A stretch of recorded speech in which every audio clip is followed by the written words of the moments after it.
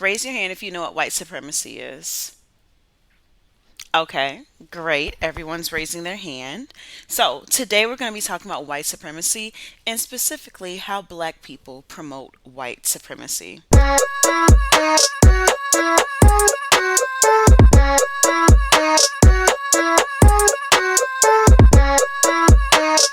Hello, world. Welcome back. It's another day, it's another dollar. You're here with your girl, Quee, and we're getting ready to podcast. So, if you're not following me on Instagram, first and foremost, make sure you go follow me. All the information is in the show notes. You know where to find me. I'm at Big Quee. That's BIGQUIQUI, the biggest queen in the world, the only big Quee you should know. So, we're going to talk about white supremacy today. Okay, so quick definition. First and foremost, white supremacy is the belief that the white race is superior. Now, this can be intentional or non intentional. Okay, it can be, I don't even know what words I'm trying to say. Basically, it doesn't have to be loud and in your face all the time, right? It's so easy for us to identify when white people are trying to uphold white supremacy, though. And by us, I mean black people. Or if you are not black and you're listening to this, maybe it's also easy for you. I can't speak for you. Okay. So, the easiest thing to think of for white supremacy, so for instance, slavery is an example of white supremacy, okay? The belief that black people were less than, therefore, they were slaves to white people. Housing discrimination.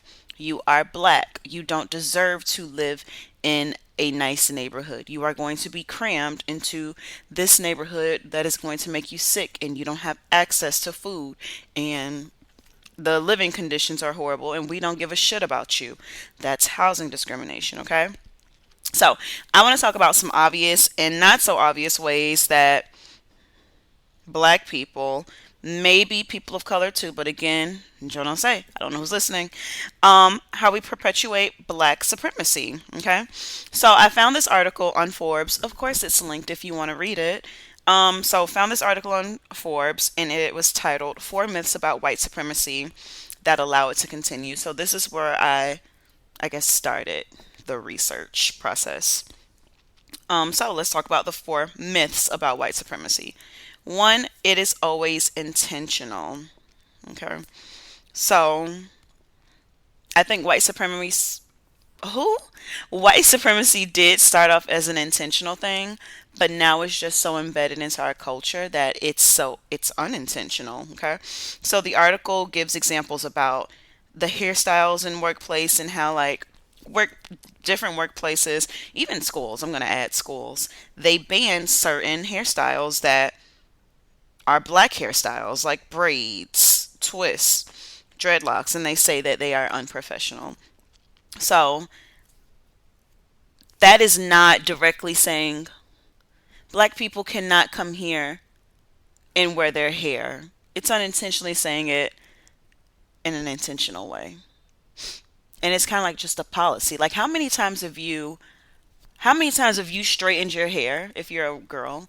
How many times have you straightened your hair before a job interview? Because I've definitely done that. I've done that before. Okay, so second myth is that, and what I'm going to focus on today is that it is only upheld by white people. Okay, that is not true. Everybody, everybody at some point in their life has upheld white supremacy. We're probably more aware of it now. You're probably not aware of it. Hopefully, I can make you more aware of it. But at some point, you have upheld, or someone in your family has upheld white supremacy. So think about it. If you are a girl, and I think this is for all communities of color because all communities of color have some sort of colorism in them. You were told, don't be in the sun too long or you'll get dark. Okay. Why shouldn't you get dark? Because if you get darker, you're going to be uglier, right? As long as you are closer to white, you are lighter. If you're already a light skinned person, you stay light. That's an example of black people upholding white beauty as the standard. Okay? Don't get too dark. It's not cute. I remember, and sometimes I wasn't too, I'm not being colorist. Sometimes I'm not too cute when I get dark because my lips get a little too pink too. Like I feel like they get burned or something. But I'm not too cute in general. It's not even like I'm just darker. Like my lips turn a different color. That's the reason I don't want to be out in the sun for too long. Okay. Point number three slash myth number three. It is not common. Okay. So a lot of people believe white supremacy doesn't exist anymore. Like, oh my God, like color doesn't exist. I see you as a person. We all saw who stormed the Capitol and what happened to them, right? Okay. So let me look down at my notes. Okay, so the myth is that white supremacy is not common. So I think a lot of people may think when we think white supremacy, we think of the most extreme version. So skinheads and like domestic terrorists. But sis, you probably work with a white supremacist. You probably live next door to a white supremacist. You go to the grocery store and see white supremacists. White supremacists can look any kind of way and act any kind of way. Young, old, man, woman, black, white, straight, gay. It doesn't matter. It doesn't matter. It is so embedded into our culture. Like again, at some point, you've done something to uphold it. And then myth number four is that white supremacy disappears with new leadership. So this article was written around the transition time of the Trump presidency to Biden. Um, yeah, a new leader never equals a new collective mindset for a country. Now, Joe Biden was sworn into presidency. I can say there was an energy shift. It did feel like there was like a weight lifted just knowing that the person in charge of the country wasn't allowed to. I don't even want to say allowed to. Joe's just the nice. He's not Donald Trump. He's not Donald Trump. I don't feel like I need to explain that. But just because we have another president, that does not mean that the racist fucks aren't lurking. Um, and I mean, Donald Trump really brought them out. He did. He made them feel comfortable. He made all type of racists, rapists, sexists, all the ists feel very comfortable um speaking out loud. Anyways, so those are the four myths that allow us as a collective to uphold white supremacy. So now I just want to dig a little deeper into some different ways. I don't know how many different ways I wrote down, but different ways that I could think of in my lifetime where I have upheld white supremacy and how I'm changing that because that's not what we're going to do. We're not going to do that anymore. Alrighty. Number one, food. Food, yes. So I remember my first year I lived in Houston. I was making food, like food my mom cooks, well, black food, right? And I was eating that. It was good. I went to the doctor. She was like, "Sis, you pre-diabetic." I honestly don't think it was because of the food. I'm gonna be honest with y'all. I was eating a lot of cake too. I love cake. Like I was buying cake and eating it all the time. Anyways, she's like, "Sis, you pre-diabetic. Like you need to eat healthier, right?" She says I need to eat healthier. So she's telling me eat. Essentially, she recommends bland foods, right? Brown rice, chicken breast, chicken. When you think of like the gym rats and what they eat, it's always that. It's bland food, no seasoning. Okay? That, in a way, is saying that, hey, your cultural food, your curry chicken, your collard greens, your tacos, they are unhealthy. You can't eat that and be healthy. You need to eat bland, unseasoned white food to be healthy. And that's clearly false. Like, it's not about the actual food, it's about how it's cooked and everything. But whenever you Google it, just Google healthy food or like, weight loss meals, you're not going to see anything that looks quote unquote cultural in a sense, okay? So, how to change that mindset? Eat your food. Whatever your culture eats, whatever you grew up eating, eat that, just modify it. You don't need to use all that butter. You don't need to use all that oil. I know the ingredients can be an overload. Have you ever seen a black woman make macaroni and cheese? Overload, but it's still good. You can still eat that. Just change the ingredients, change the way you make it. Okay, the foods themselves aren't unhealthy, it's the way we make it. But if you look at your cultural food now and say it's unhealthy and you stop eating what your family or your culture makes because it's unhealthy and you start eating white people food, that's not good. Okay, food is number one. Number two, I talked about this, job interviews. Job interviews. Straighten your hair. You want to make a good impression. You make sure you talk a different way too. And I kind of want to say even further than job interview. Let's say job interview, you get the job, maybe first couple months at the job. And it can be a little too much because I know I hate this. I hate people talking about, oh my God, you change your hair all the time, blah, blah, blah. Don't be mad at me because you didn't change. Like, it's me. I'm still the same person. Oh, I didn't know who you were with your new hair. I hate it. Talked about that before. Now, job interviews, like, again, we want to present the best version of ourselves, and sometimes it feels like the best versions of ourselves isn't our natural self. So you straighten your hair, you make sure you talk appropriately, right? We don't want to stutter over our words. We don't want to sound like we're uneducated. We just want to be the best version of ourselves, aka mimic a white person. That's upholding white supremacy. And it got to the point, like, I don't know how long, I'm going to say like 2 years ago. Like, normalize using slang at work. Like, normalize everyone who wants to say be your entire self, be yourself, like be comfortable at work. But don't look at me sideways if I say something that's not in your dictionary.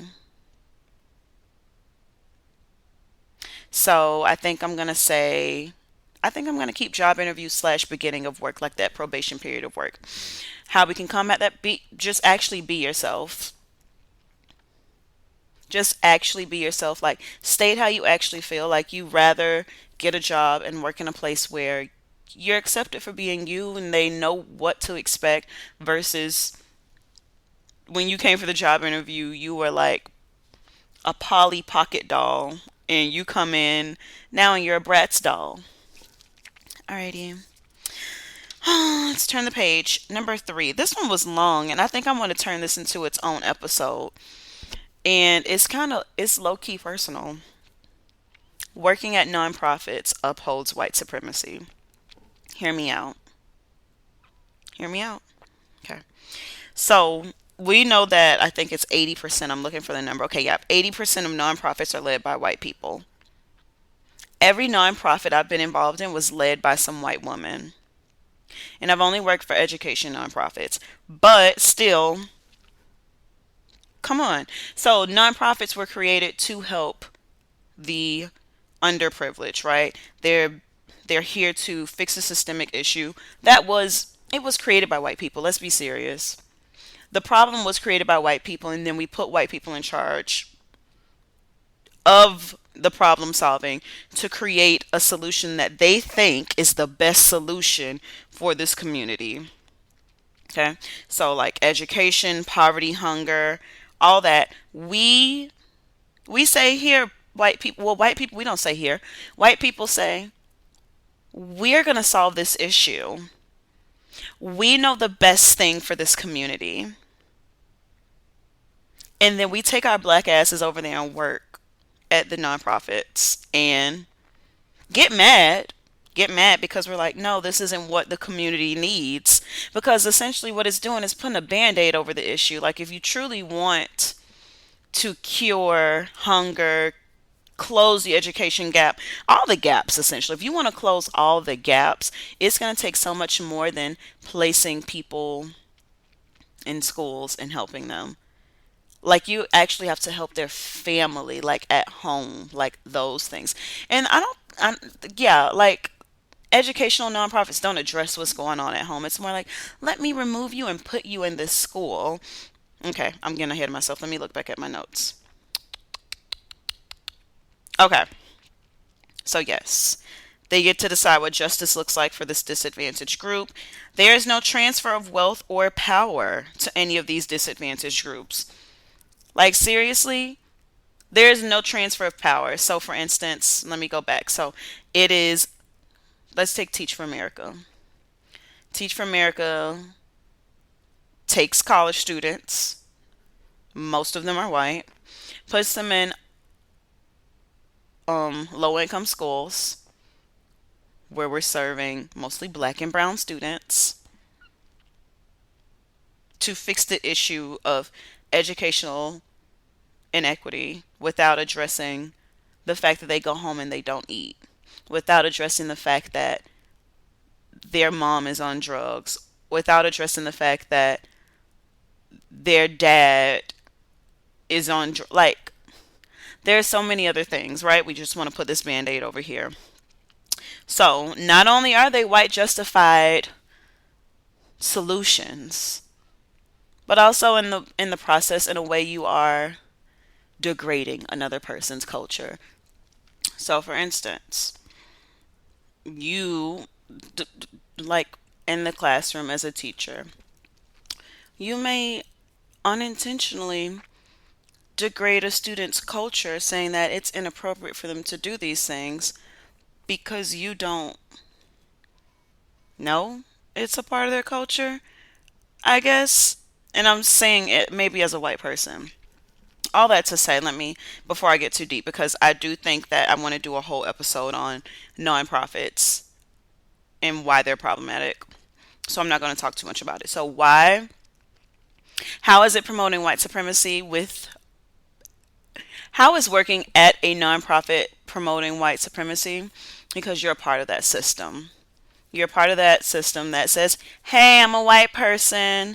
I can fix problems in your neighborhood with what I think is appropriate. Okay, thank you. Next point, and I think now I'm getting a little, it's getting a little. Okay, so anyways, assimilating in any way that promotes white supremacy, that I touched on that with job interviews. Any type of assimilation, the way you talk, your interest, your hair, that's anti-black. If you assimilate, you're assimilating for a reason. Let me look up what assimilate means exactly. Let me get an exact definition. So, cultural assimilation is the process of a group's language and or culture coming to resemble those of another group. I guess, that was just me trying to get an exact definition. Ooh, four types of assimilation. Girl, stop playing with me. Anyways, I'm not going to get too deep into that. Assimilation. Last one I want to talk about. This one really irritated me. Oh my God. So I'm watching this YouTube video.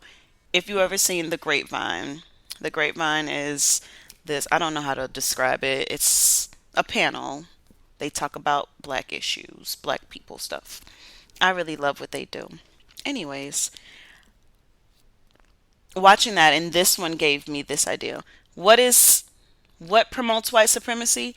Having a pull yourself up by the bootstraps mentality. If you feel like every black person in America has a chance at the American dream of achieving upward mobility if they just work hard, you're stupid. You're stupid. If you feel like little Stephanie, who lives in a low income neighborhood, grows up, goes to school, right? Start working at Burger King, makes $7 an hour, can work hard enough to get herself out of poverty, you are stupid. So there was this girl on there. She was a first generation immigrant. I forgot what country she was from. It was in Africa. I want to say Zimbabwe. And she the episode was about critical race theory, like, and whether or not it should be taught in schools, and what we think about it, how it's being brought up now, blah blah blah, the history, right? She unmutes herself on the Zoom call and she introduces herself. Her name was Melissa. Girl, everybody drug Melissa. I'm gonna leave the link to that video in the show notes as well. Her name was Melissa. Melissa unmutes herself. Hi, my name is Melissa. I'm a first generation immigrant. I wrote a book called Choosing Privilege or something like that. And, while everyone was in the club twerking, I was working really hard and going to school. I got 2 degrees. Have my own business. I bought a house, blah, blah, blah. Like, if you work hard, like, you can achieve social mobility. And I did it. Like, I came from another country. I don't think racism exists, blah, blah, blah. She says this. Saying just that is ignoring all of the history, all of black history, all of the suppression, everything. It's literally ignoring it. And if you feel like ignoring what happened in the past is going to make you feel better about your present self and future generations, you're stupid. I don't know what other way to say it. Melissa was stupid. Okay, so if you have a pull yourself up by the bootstraps mentality, you are upholding white supremacy. By now, I feel like everyone should know the American dream is all a lie. We should have discovered that in, like, I think, like, middle school. I remember writing an essay on the American dream being a lie in high school. So I feel like everyone should know that by now. But I also do feel like that it is a black immigrant thing. Like, it's not uncommon for black immigrants to try to distance themselves from black Americans when they come here, because there are stereotypes, right? Black Americans are lazy, they're ghetto, they're poor. We're not going to associate ourselves with them because we're better than them. And that's exactly what she tried to do. She literally, when she said twerking in the club, that has nothing to do with it. You could twerk in the club and still be educated. But that's literally something a middle-aged white woman would. She sounded like a middle-aged white woman from nowhere, Texas, talking. Well, she had money, so she couldn't be from nowhere, Texas. But yeah, yeah, those are my thoughts. Anyways, I'm going to close out this episode. Thank you so much for spending some time with me today to talk about how black people uphold white supremacy. If you have any other ways that I did not mention, please, please, please, please, please let me know.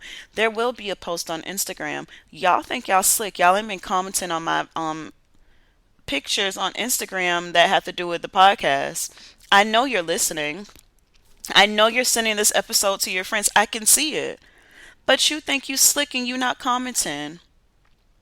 That's messed up, and I thought we were better than that. So, how do black people uphold white supremacy? Let me just give you a quick rundown again. Through food, job interviews slash assimilating. I'm going to put those together. Working for nonprofits, and then having a pull yourself up by the bootstraps mentality. It has been great, and I will see you guys on the next one. Bye.